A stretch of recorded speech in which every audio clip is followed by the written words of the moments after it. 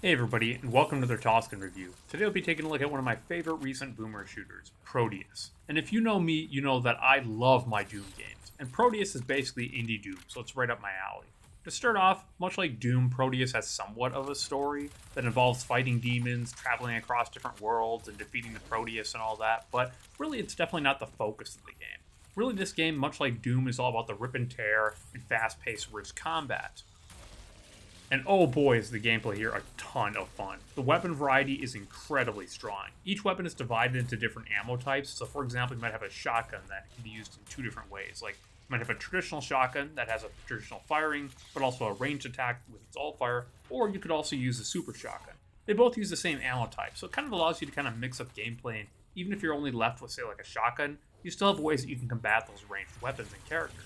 There's a ton of different variety here, from everything like pistols, miniguns, dual-wielded pistols, rocket launchers, grenade launchers, plasma weapons, all sorts of things. It's really got anything for anybody in this game, whether you like high-tech plasma weapons or traditional bullet weapons. If you're a big fan of secrets, like they were in the old-school FPS games of the retro days, this game really has you covered. There's tons of secrets to find all over the maps and the windy myriad of pathways throughout all these levels. And getting these is actually highly beneficial because you can use them at shops to purchase new unique weapons or upgrade things that you couldn't get otherwise. The level design is pretty strong with a mix of open and closed levels and also different types of variety of levels. So you have like high-tech industrial facilities and also alien-like worlds and things that just mix things up enough to make it unique and fresh as you play throughout the game.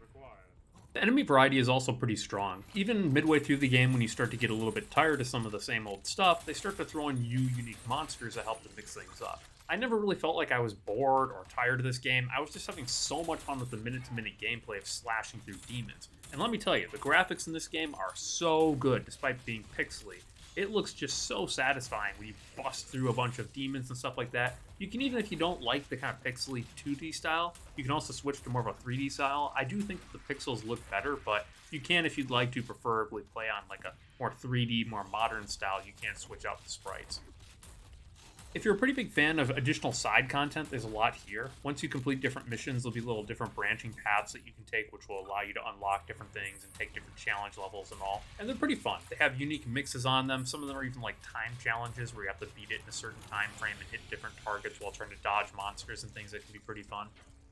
The only thing I don't quite like about this game is the difficulty system. Basically, even while playing on the highest difficulty, you have infinite respawn. Anytime you die, you just respawn at one of the nearest cloning areas, which allows you to just continually run through an area. So if you go into an arena where you're just getting clobbered by demons, you can just keep running in there over and over and over again until you finally break through it, which is a little bit dumb and stupid and kind of allows you to cheese your way through the harder difficulties. Towards the tail end, they do remove some of this restriction, especially the end section of the game, so it does ramp up a bit in difficulty.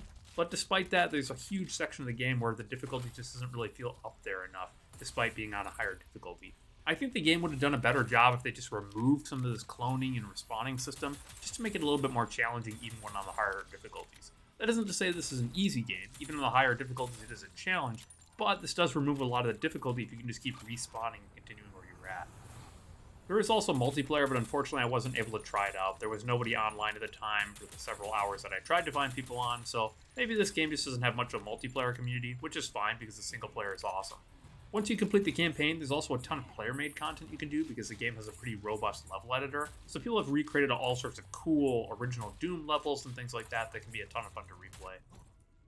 Overall, I think Prodeus is one of the most fun shooter games I've played in recent years, and I would highly, highly recommend it. It is up there with Doom Eternal. It's an absolute blast, especially if you're like myself and you're a huge fan of Doom 2016 and Doom Eternal. You're going to love this game. It's basically those games, but in an old school, kind of retro-y Doom style, while still having a lot of the fast-paced nature of more of the recent Doom games.